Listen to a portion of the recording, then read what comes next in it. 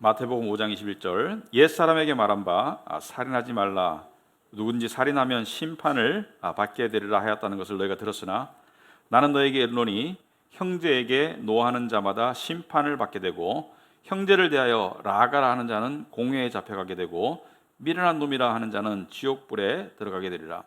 그러므로 예물을 제단에 드리려다가 거기서 내 형제에게 원망 들을 만한 일이 있는 것이 생각나거든 예물을 제단 앞에 두고 먼저 가서 형제와 화목하고 그 후에 와서 예물을 드리라.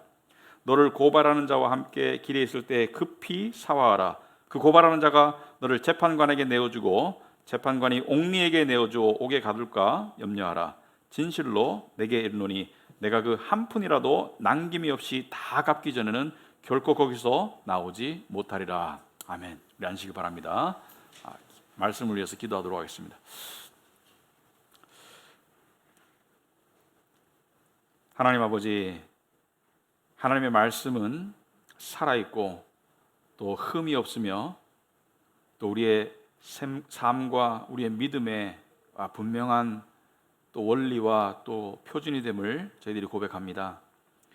이 시간 하나님의 말씀 앞에 저희들이 나왔습니다. 특별히 우리가 겸손한 마음으로 이 말씀이 첫째 무슨 뜻이며 또 우리가 이 말씀을 어떻게 어기고 있는지 또 더 나아가서 어떻게 순종할 수 있을지 또 그 속에서 복음이 어떻게 적용될 수 있을지 저희들이 깨달을 수 있도록 하옵시고 마음의 변화를 받아서 삶의 변화를 이룰 수 있도록 주님 인도하여 주시옵소서.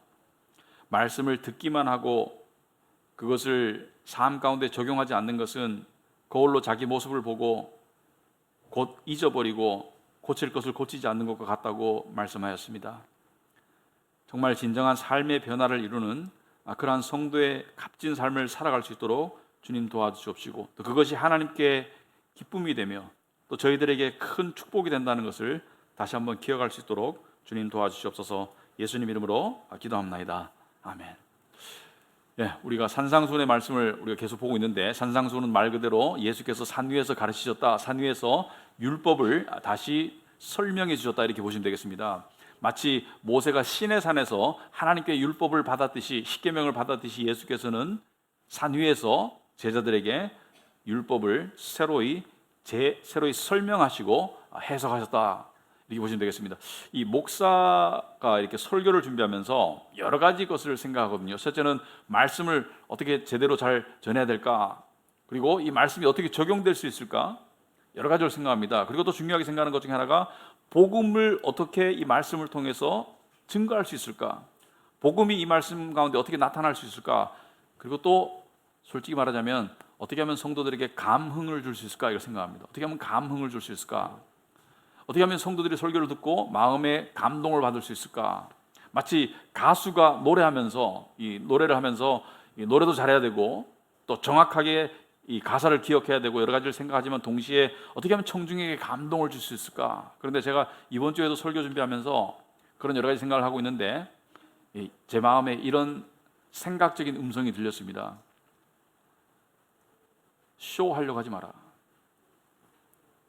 무슨 말이냐면은 하나님의 말씀은 근본적으로 감동이 목적이 아닙니다.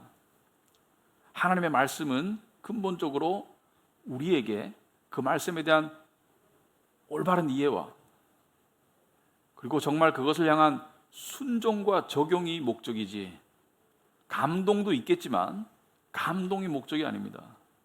그리고 산상수훈의 말씀은 여러분들이 여러 번 들어보셨겠지만 오늘 또 듣겠지만은 이 말씀의 이 내용을 이해하는 것이 어려운 게 아니에요. 그런데 이 말씀을 듣고 감동받았다, 이것도 중요한 거 아니에요. 이 말씀이 나의 삶에 어떤 변화를 원하시는지 하나님의 뜻을 아는 게 중요하다고 생각합니다. 몇 년 전에 이 어느 미장원에서 이 미용사가 이런 말을 하더라고요. 이 남자친구를 사귀는데 남자친구가 소위 말해서 기독교인이었습니다. 그래서 이제 남자친구 따라서 교회를 나가기 시작했어요. 결혼을 염두에 두고 만나는 남자친구라서. 그런데 이 남자친구가 교회만 가면은 눈물을 흘리면서 기도한대요. 교회만 가면은 막 눈물 흘리고 기도하니까, 근데 눈물을 보면은 사람들은 뭔가 이렇게 좀 진정성이 느껴지잖아요. 그런데 사귀면 사귈수록 교회 가서 눈물은 흘리는데 평소에 하던 나쁜 버릇은 전혀 고쳐지지가 않는다. 그래서 헤어졌답니다. 헤어졌을 뿐만이 아니고 교회를 안 다니게 되었대요. 왜? 저렇게 위선적으로 믿는 모습을 보니까 교회 안 다니고 싶더라. 눈물이 필요할 때가 있죠. 그리고 진정한 은혜를 받으면 눈물이 날 때가 있습니다. 하지만 눈물 자체가 중요한 게 아니에요. 그래서 오늘 우리가 이 말씀을 우리가 제대로 깨닫기를 원한다. 그리고 삶의 진정한 변화를 갈망하기를 원한다. 올해 우리 교회의 표가 뭐죠? 믿음의 긍정성, 믿음을 가지고 우리가 긍정적인 마음으로 가지고 살아가자. 두 번째는 삶의 실제적인 변화를 이루자. 그래서 그러한 맥락에서 산상수훈을 오늘 말씀을 볼 텐데, 오늘 말씀을 크게 두 가지 맥락으로 말씀드리면, 첫째, 예수께서 이렇게 살아라, 이렇게 살아라. 두 번째는 그렇게 살지 못하는 모습을 우리가 회개하고 더 나아가서 어떻게 하면 이렇게 살 수 있을까? 이렇게 살 수 있는 길은 율법적으로 이 인간적인 육신의 노력으로 지키려고 하고 지키는 척하는 것이, 이것이 이렇게 살 수 있는 길이 아니고, 우리 스스로의 힘으로 지킬 수 없기 때문에 하나님께 매달려서 예수 그리스도의 능력으로 이 말씀을 순종할 수 있게 되는 그 거룩한 변화를 예수께서 원하시는 건다고 생각합니다. 그래서 오늘 말씀을 그런 맥락에서 살펴보려고 하는데, 자, 5장에 21절부터 48절까지 나머지 부분에서 약 대여섯 개의 가르침, 그러니까 어떤 가르침은 이렇게 두 개를 하나로 합칠 수가 있어요. 그래서 5개 내지 6개의 가르침이 있는데 공통점이 있습니다. 공통점이 뭐냐면은 그 가르침의 첫 번째 이 시작 때 예수께서 이렇게 말씀하세요. 너희가 들었으나 이렇게 말씀하십니다. 오늘 21절 오시면은 옛사람에게 말한 바 살인하지 말라, 누군지 살인하면 심판을 받게 되려 하였다는 것을 너희가 들었으나 이렇게 말하고 있습니다. 그리고 또 다음 시간에 하겠지만 간음하지 말라 하는 것을 하였다는 것을 너희가 들었으나, 그러니까 이 살인하지 말라는 10계명의 6번째 계명이에요. 간음하지 말라도 10계명에 나오는 계명이고, 그런 계명들을 너희가 들었으나, 그런데 왜 들었으나라고 말씀하실까? 그 이유는 이 율법이 잘못되었기 때문이 아니죠. 하나님의 말씀은 온전하고 완전하기 때문에 말씀이 잘못된 것이 아니고, 너희가 들었으나라는 것의 의미는 무엇이냐면은 너희가 그 말씀을 이해하고 적용하는 것이 잘못되었다는 것을 지적하시는 거예요. 무슨 말이냐면은 이 오늘 계명 살인하지 말라는 것을 너희가 들었으나, 그래서 당시의 유대인들, 지금 문맥을 보면 예수께서 당시의 유대인들을 향해서 말씀하시는 것이죠. 당시의 유대인들은 어떻게 생각했냐면은 나는 살인 안 해, 그러므로 나는 이 율법을 지키고 있어, 나는 의로워, 이렇게 생각했습니다. 그런데 사람이 살면서 평생에 사람 죽일 일이 자주 있을까요? 거의 없죠. 그러니까 살인하지 말라는 계명을 우린 다 지키고 있다라고 생각하고 자기 의에 빠져있던 유대인들에게 예수께서는 너희들이 이 말씀을 제대로 깨닫지 못한다는 것을 이야기하고 있습니다.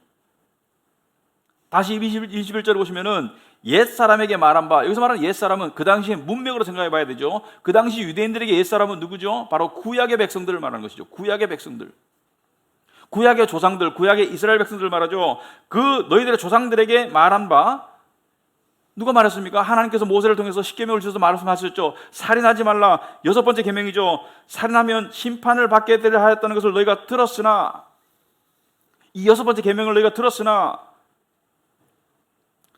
22절에 예수께서는 이 살인하지 말라는 계명이 단지 사람을 살해하는 것을 말한 것만 국한하는 것이 아니고 그 의미가 더 깊고 더 넓다는 것을 설명하시는 거예요. 단지 사람을 안 죽이기 때문에 너희가 계명을 지키고 있다고 생각하고 있다면 착각이라는 것을 말씀하시는 것입니다. 20절에 보시면은 나는 너에게 이르노니 형제에게 노하는 자마다 심판을 받게 되고 형제를 대하여 라가라 하는 자는 공회에 잡혀가게 되고, 라가라는 것은 이 히브리 말로 바보라는 뜻입니다. 바보. 헬라어로 이 당시 언어로 바보다. 그리고 미련한 놈이라 하는 자는 지옥불에 들어가게 되리라. 예수께서 무엇을 말씀하시는 것이죠? 단지 사람을 육신적으로 죽이는 것 말고 사람에게 화를 내는 것, 사람을 업신여기는 것, 그리고 사람을 무시하는 것, 이것을 다 정신적인 살인이라고 말씀하시는 거예요. 이것을 다 정신적인, 정서적인, 인격적인 살인이라고 말씀하시는 거예요. 특별히 오늘 화라는 부분에 대해서 좀 살펴볼까 합니다. 화라는 부분에서 살펴보자. 화는 인간이 일반적으로 표출하는 감정 중에 일반적인 감정 중에 하나죠. 화 또는 뭐 걱정, 또 불안, 또 여러 가지 인간이 표출하는 감정 중에 하나가 화인데, 사실 겉으로 표현하는 감정 중에는 가장 대표적인 감정이에요. 그러니까 웃음이나 화, 웃음 아니면 화, 굉장히 대표적인 감정이죠. 그런데 화를 왜 낼까? 여러분 화낼 때 있습니까? 화낼 때 있을 거예요 아마. 화 안 내는 사람은 없습니다. 화를 내는 모양이 다르지 화는 많은 사람들이 대부분 다 내고 사는 감정이에요. 근데 화를 왜 낼까? 첫째는 자기 절제가 안 되니까 화가 나겠죠. 그러니까 이게 우리가 소위 말해서 분노 조절이 안 된다. 그러니까 감정 조절이 안 돼서 화가 난다. 화가 치밀어 오른다. 그래서 통제가 안 되니까 화가 나겠죠. 둘째, 왜 화를 냅니까? 화를 내는 것은 그 화를 내는 대상으로 하여금 대상을 화로 억압하고 공포심을 줘서 두려움에 사로잡히게 해서 내가 원하는 방향으로 움직이게 만들도록 화를 내죠. 그래서 화를 통해서 상대를 통제하고 싶은 것이죠. 화를 통해서 상대를 두려움과 억압 가운데 가두어 놓고 공포에 집어넣어서 내가 원하는 대로 움직이도록 만드는 것이 화죠. 그래서 이 화는 힘이 있습니다. 화를 내면 상대가 말을 듣는 경우가 있어요. 그리고 화를 내면 쩔쩔매는 경우가 있어요. 근데 제가 아까 물어봤습니다. 여러분은 화를 내시는 편이냐? 어떤 사람들은 나는 화 잘 안 내는데 이렇게 생각하는 사람이 있을 수 있어요. 물론 그럴 수 있습니다. 그런데 화가 두 가지 종류가 있어요. 가만히 생각하시면 우리가 화를 생각할 때는 이렇게 목소리를 높이고 막 폭발하고 이 분노 조절이 안 되고 이것만 화라고 생각할 수가 있는데, 사실 더 큰 화의 모습은 아주 조용하고 싸늘한 화입니다. 조용하고 싸늘하고 냉정한 화예요. 네, 이 화를 불같이 내는 것이 주로, 물론 항상 그렇진 않지만 남자들이 주로 그런 경향이 좀 더 강해요. 불같이 화를 낸다. 근데 불같이 화를 내고도 또 곧바로 또 이렇게 원상태로 돌아가는 사람이 있어요. 그런데 내성적이거나 또 여성분들 중에, 모든 여성이 그렇다는 건 아니고 남성도 그렇지만 여성분들 중에 조용하고 싸늘한 화 있죠. 그러니까 화를 막 겉으로 불같이 나타내진 않지만 상대가 분명히 느낄 수 있는 조용하고 은근하지만 상대를 이 공포나 불편함으로 몰아넣는 싸늘한 화가 있어요. 그 화도 화입니다.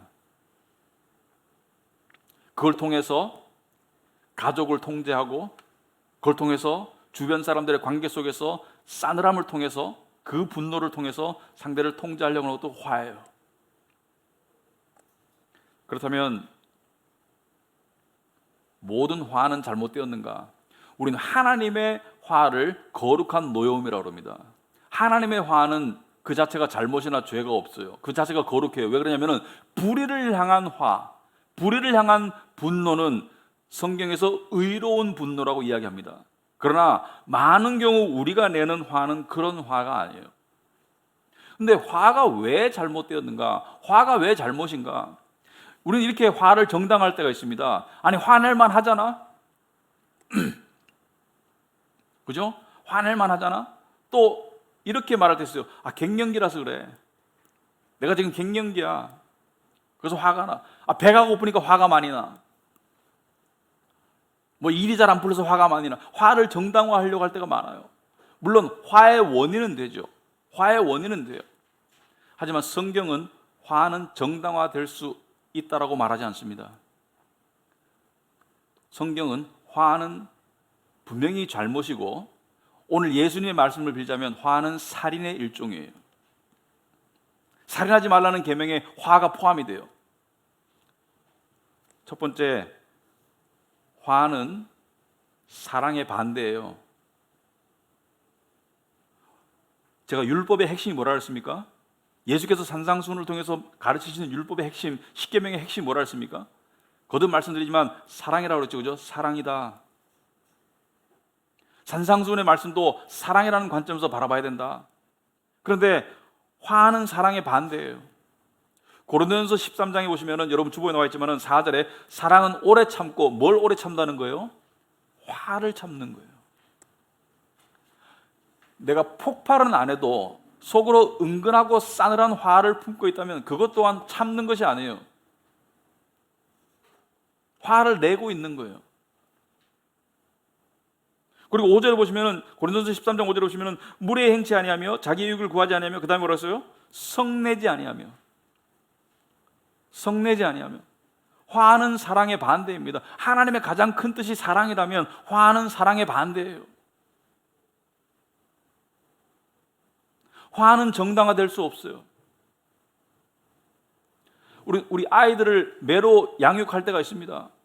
성경에도 매를 아끼면 아이들을 버린다고 말하고 있습니다. 그래서 아이들을 매로 양육할 때가 있지만 화내면서 때리는 것은 정당화될 수 없어요.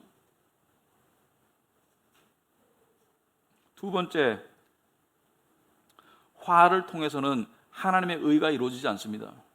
화를 통해서 내 뜻을 이룰 수는 있어요. 화를 통해서 내가 원하는 대로 상대를 움직일 수 있고 조종할 수 있어요.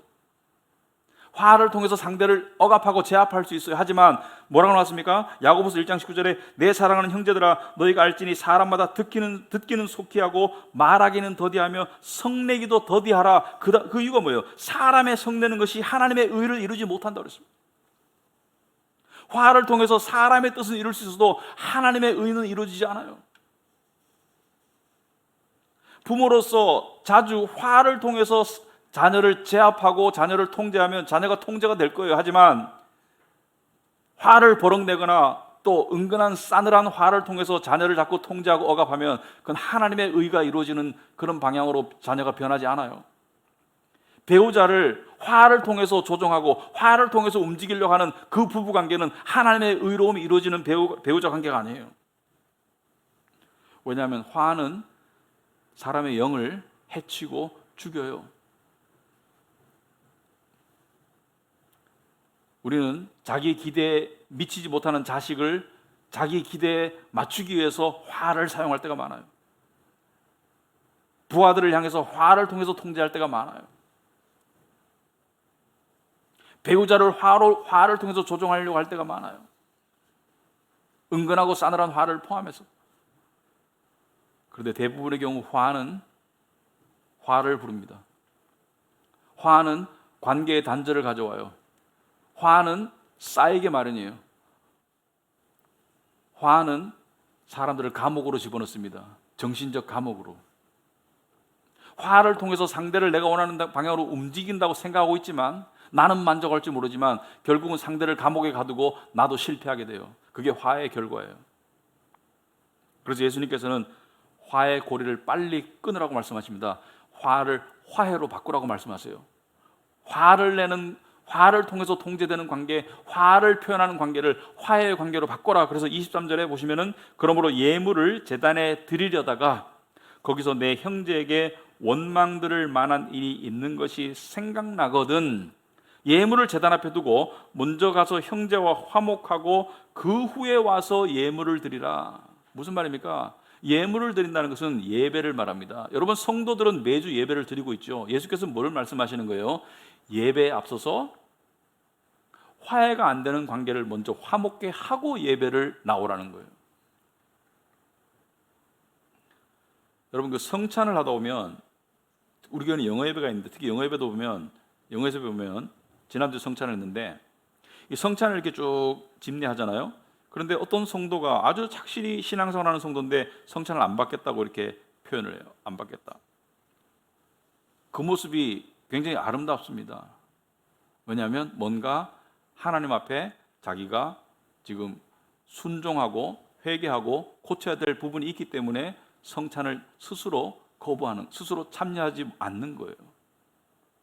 그리고 다음에 성찬에 참여합니다. 그 문제가 해결이 된 거예요. 여기 예수께서 말씀하시는 것은 예물을 드리러 제단에 오는 예배 행위에 앞서서 예배에 나오는 삶의 모습을, 마음의 상태를 올바르게 갖추고 나오라는 것이죠. 그 중에 대표적인 것이 화를 멈추고 화해하라는 거예요.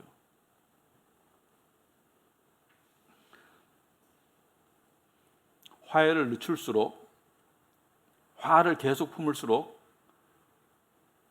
여러분 인간관계는 정적이지 않습니다. 부부관계, 부자관계, 교우관계 모든 관계가 하나님이 원하시는 방향으로 나아가거나 반대로 나아가거나 둘 중에 하나예요. 노력하지 않는데 좋아지는 관계는 없습니다. 제가 이 평신도 때 지금부터 한 20몇 년 전에 다니던 교회에서 네 가정이 교제를 했었어요. 지금 보면은 복음을 중심으로 한 말씀 중심으로 한 교제는 아니었어요. 교회에서 그렇게 그 지도를 잘 못 받았어요. 그냥 먹자 교제였어요. 먹자 교제, 친교 모임. 그런데 모이면 그 중에 한 부부가 이 보면은 부부간에 이렇게 싸한 게 느껴지잖아요. 서로 말도 잘 안 하고 퉁명스럽게 얘기하고 꼭 해야 될 말만 하고 이렇게. 그런데 그래서 어느 날 우리가 물어봤습니다. 이렇게 남자 따로 여자 따로 있을 때 이렇게 물어봤어요. 지금 무슨 일 있냐? 그러니까 지금 싸워서 3주째 말을 안 하고 있다. 그래서 깜짝 놀랐어요. 아니 3주째 말을 안 한다고? 자기들은 싸우면은 짧게는 며칠, 길게는 한 달 정도 말도 안 하고 각방을 쓴대요. 그리고 몇 년 뒤에 소식이 들렸는데 이혼했대요. 여러분 성경이 뭐라고 나왔습니까? 에베소서 4장 26절에 분을 내어도 죄를 짓지 말며 해가 지도록 분을 품지 말고 마귀에게 틈을 주지 말아라. 분을 내어도 죄를 짓지 말며, 단계가 있다는 것이죠. 화가 나더라도 그것 때문에 죄를 짓지 말고, 그러니까 폭발하거나 또 상대를 상처 주거나 그런 죄로 나가지 말고 해가 지도록 분을 품지 말라는 것은 빨리 분을 삭히라는 거예요. 어떻게 하나님 앞에서 해결하라는 거예요.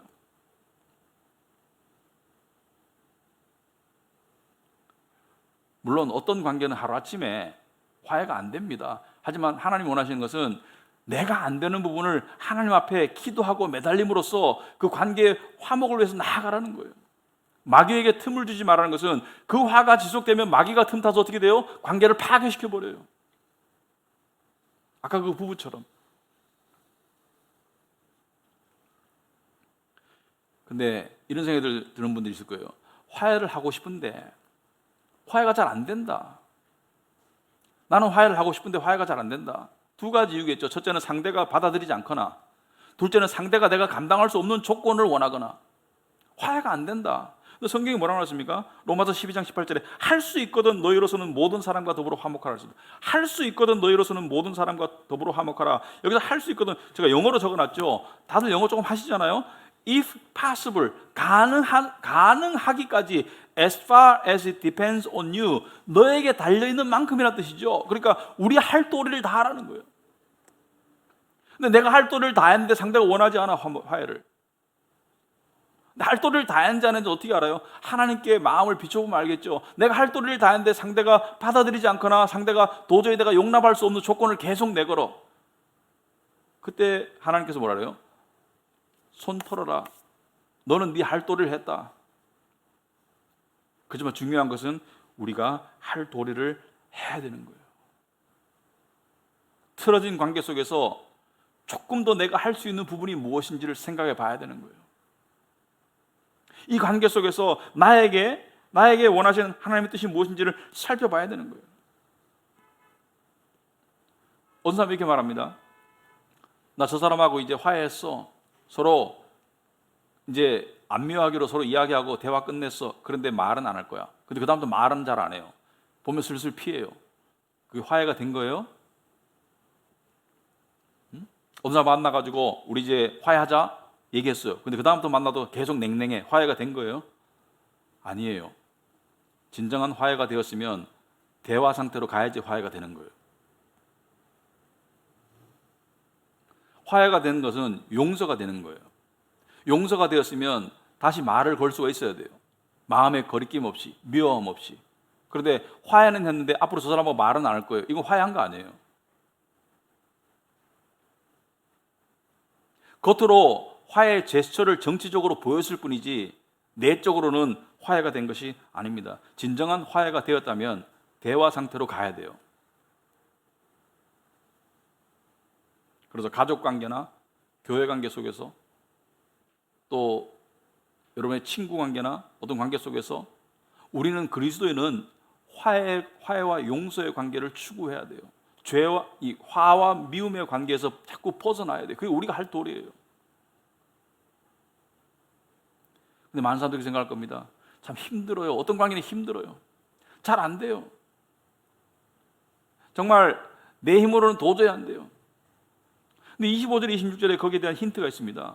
예수께서 갑자기 화 문제를 이야기하고 화해를 이야기하시다가 갑자기 재판에 끌려가는 소위 소송을 당하는 이야기를 하세요. 그죠? 25절에 보시면 너를 고발하는 자와 함께 길에 있을 때 급히 사와라. 그 고발하는 자가 너를 재판관에게 내어주고 재판관이 옥리에게 내어주고 옥에 가둘까 염려하라. 무슨 말이냐면은 네가 고발을 당했거든. 그 고발하는 자와 빨리 화해해서 재판관 앞에 가지 않도록 하라.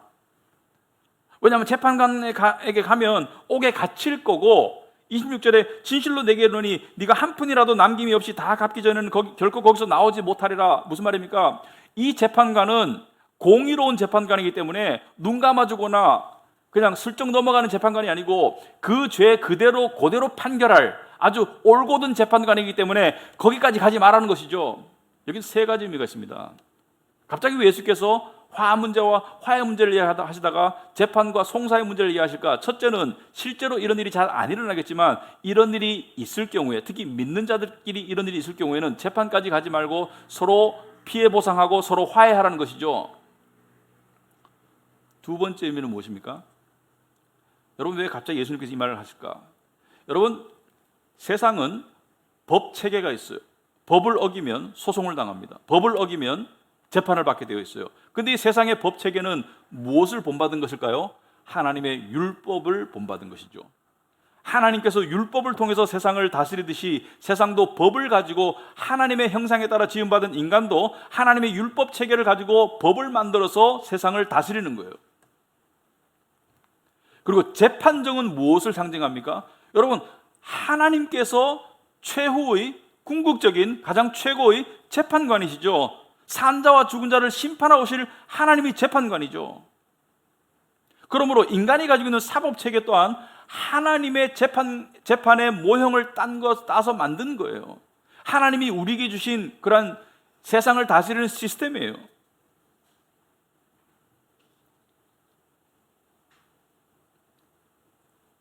그렇다면 우리 인간은, 여러분과 저는 예수 안 믿는 사람을 포함해서 모두가 다 하나님의 법정 앞에 설 날이 와요. 하나님의 법정 앞에 설 날이 와요. 여러분 그런 상상도 한번 해보시기 바랍니다. 세상에서도 경찰차가 뒤에 따라오면 약간 좀 왜 따라오지? 만약에 경찰서에서 여러분에게 전화 왔어요. 형사가 전화 왔어요. 검사나 경찰이 전화 왔어요. 왜 전화 왔을까? 좀 뜨끔하죠? 갑자기 필름을 돌려보게 될 거예요. 내가 무슨 잘못을 했길래 전화 왔을까? 뭔가 발각되었나? 뭐 이런 생각할 수도 있을 겁니다. 여러분이 재판받는다고 생각해 보세요. 굉장히 스트레스 받을 거예요. 그런데 이 하나님의 이 심판대 앞에 선다는 것을 생각해 보세요. 우리의 모든 것을 다 아시는 하나님. 세상에서는 많은 걸 숨기고 덮고 있잖아요, 우리가. 그런데 이 하나님은 세상에서는 죄가 안 되는 부분도 하나님은 엄중히 심판하실 분이에요. 예를 들어서 음란한 것, 세상에서는 음란 때문에 잡혀가진 않아요. 세상에서 남을 미워한다고 재판받지 않습니다. 남에게 화를 낸다고 잡혀가지 않아요. 하지만 하나님께서는 우리의 모든 말과 행동과 생각을 다 아시는 하나님께서는 모든 것을 당신의 거룩한 율법에 따라 심판하시고, 오늘 본문에 살인하지 말라 하였으나 화를 내는 거, 사람을 바보라고 부르는 거, 이 사람을 업신여기는 거, 그것조차도 죄로 삼으시는 완전하신 하나님의 심판대 앞에 우리가 끌려갔다고 생각해 보세요.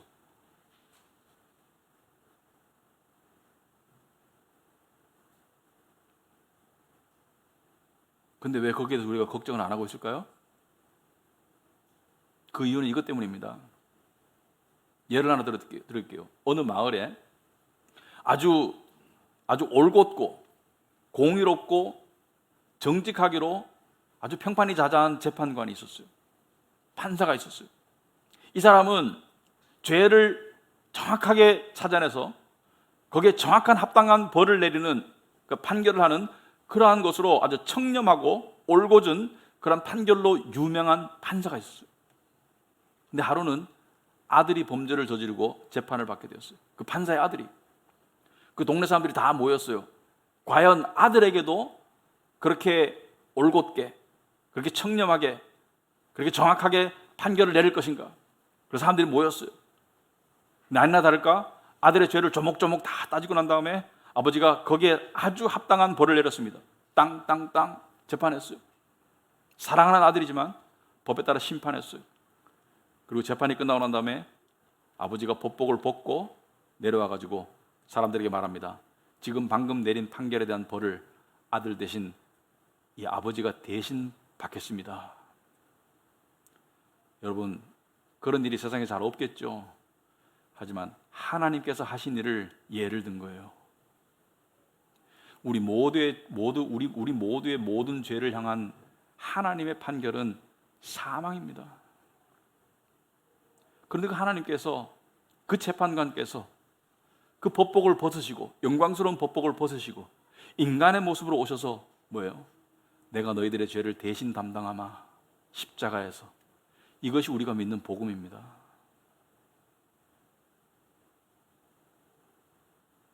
우리가 하나님께서 산 자와 죽은 자를 심판하실 것을 우리가 믿고 알면서도 거기에 대해서 두렵고 떨리지 않을 수 있는 이유는 바로 예수 그리스도께서 우리를 대신해서 모든 죄를 다 갚으셨기 때문이죠. 복음의 은혜를 믿기 때문이죠. 또한 세 번째 의미가 있습니다. 이 말씀은 여러분 주위의 관계 속에서 가족이나 또 여러분들의 친한 사람 중에서 아직까지 앞으로 재판 받을 건데, 하나님의 심판을 받을 건데 아직까지 하나님과 화목하지 못한 분들이 있죠. 하나님과 화목할 수 있는 길이 뭐예요? 바로 화목 제물 되시는 예수 그리스도를 받아들이는 것이죠. 아직까지 그러지 못한 분들이 있죠. 어떻게 해야 됩니까? 그분들이 하나님의 예수 그리스도의 복음을 들을 수 있도록 전도해야 되겠죠. 근데 전도는 성경을 비춰보면 예수 믿으세요, 교회 나오세요, 전도입니다. 하지만 전도의 핵심은 뭐예요?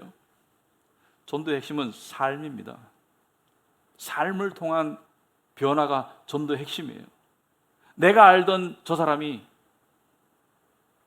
과거에 알던 저 사람이 지금의 삶을 보니까 많은 면에서 달라지고 있어요. 근데 왜 그럴까? 그 궁금증으로 하여금 저 사람이 믿는 하나님을 나도 한번 알아봐야 되겠다. 이게 전도의 핵심입니다. 그래서 우리는 화를 품는 것이 아니고, 사람들을 업신여기는 것이 아니고, 말과 행동과 마음 가운데 사람들을 판단하거나 사람들을 바보 취급하거나 그것이 아니고 어떻게 하는 거예요? 화를 제하고 그 사람을 받아들이고 사랑하는 쪽으로 나아가라는 거예요.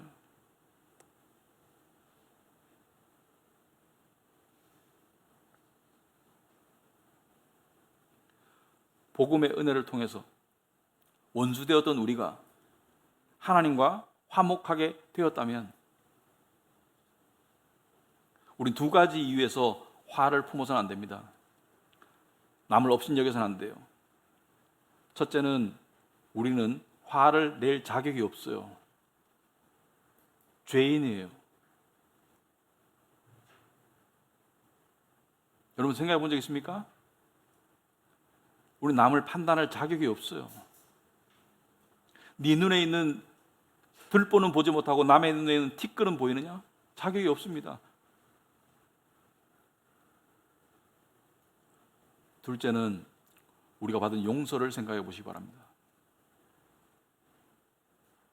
우리가 우리에게 죄진 자를 사해 준 것처럼 우리의 죄를 사하여 주옵시고, 우리가 우리에게 죄 지은 자를 사하여 주라는 거예요. 왜? 우리가 용서를 받았으니까. 그래서 예수님의 예화 가운데 어떤 사람이 커다란 빚을 탕감받았는데 작은 빚을 탕감해 주지 않는 사람을 어떻게 합니까? 벌하죠. 우리는 수많은 죄를 용서받았는데, 영원히 온전히 용서받았는데 우리를 향한 죄를 용서하지 않고 계속 화를 품고 계속 상대를 비난하고 판단하고 있으면 그건 해결해야 되는 문제입니다. 하루아침에 안 될 거예요. 그래서 기도가 필요한 거예요. 하나님께 매달림이 필요한 거예요. 왜? 육신의 힘으로 안 되잖아요. 생각은 있는데 마음이 안 따라준다는, 옳은 생각은 알겠는데 마음이 안 돼요. 기도 제목이에요. 육신으로는 할 수 없어요. 하나님 도와주세요. 제 아내를, 제 남편을, 제 자식을 육신으로는 사랑할 수 없어요. 도와주세요. 지금 저 사람하고 담을 쌓고 있는데 먼저 다가갈 수 있도록 도와주세요. 근데 다가가는 게 중요한 게 아니에요. 마음으로 화해하고 다가가야지. 그냥 100번 다가가봤자 마음으로 화해가 안 되면 아무 소용없어요. 외교적인 제스처밖에 안 돼요. 하지만 내가 마음으로 하나님 앞에서 그 화와 판단과 그 미움의 문제가 해결되잖아요. 말 안 해도 상대가 알아요. 인간은 영적인 동물이기 때문에. 그럴 때 화해는 저절로 일어난다고 봅니다. 거의 대부분의 경우. 그래서 우리의 삶 가운데 말씀을 맺겠습니다. 말씀을 왜 듣습니까? 말씀을 통해서 우리의 무능함과 부족함을 깨닫죠. 죄인됨을 깨닫죠. 좋아요. 그러나 거기서 멈춰서는 안 됩니다. 말씀을 왜 듣습니까? 바로 삶의 변화를 이루기 위해서 듣는 거예요. 야고보서에 보면은 거울로 모습을 보고, 거울 모습 보고 난 다음에 바로 잊어버리면 무슨 소용이 있냐? 거울로 모습을 봤으면 얼굴에 뭐가 묻었으면 고치라는 거 아닙니까? 말씀을 통해서 우리에게 뭔가 보여줬으면 우리가 그것을 고치라는 거예요. 내 스스로 고칠 수 없기 때문에 하나님께 기도하는 거예요. 그러니까 나는 기도가 잘 안 돼요. 삶의 변화를 추구하지 않기 때문에. 정말 삶의 변화를 추구하는 사람은 기도 안 할 수가 없습니다. 나를 위해서도 기도하게 되고, 또 변화가 필요한 내 가족을 위해서도 기도하게 되고, 기도 안 할 수가 없어요.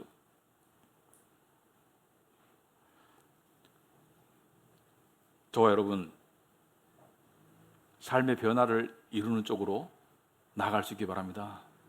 그게 진정한 기독교이고, 그게 하나님이 기뻐하시는 것이고, 그것이 우리에게 복된 길입니다. 그래서 그러한 삶의 변화가 잔잔하지만 꾸준하게 일어나는 그런 복된 삶이 되시기를 축원합니다. 기도하겠습니다. 아버지 하나님, 참으로 말씀을 통해서 다시 한번 저희들의 허물과 저희들의 부족함을 보게 됩니다. 아버지 하나님, 하나님께서 저희들이 나아가야 될 분명한 길들을 보여주고 계십니다. 그 길을 갈 수 있는 오직 유일한 방법은 예수님께 의지하는 길입니다. 말씀과 성령께 의지하는 길입니다. 그러한 길로 나아갈 때 정말 그리스도의 향기가 우리 가정 안에서, 우리 교회 안에서, 심지어 우리 직장 가운데도 향기가 드러나서 사람들이 부족한 저희들의 삶을 통해서 하나님을 찬송할 수 있도록 주님 영광 베풀어 은혜 베풀어 주시옵소서. 하나님께서 그 일을 이루시기를 원하시고 너희 속에 착한 일을 시작하신 이가 그리스도 예수의 날까지 이루신다는 것을 저희들이 믿고 그 믿음에 순종하는 마음으로 살 수 있도록 인도하여 주시옵소서. 예수님 이름으로 기도합나이다. 아멘.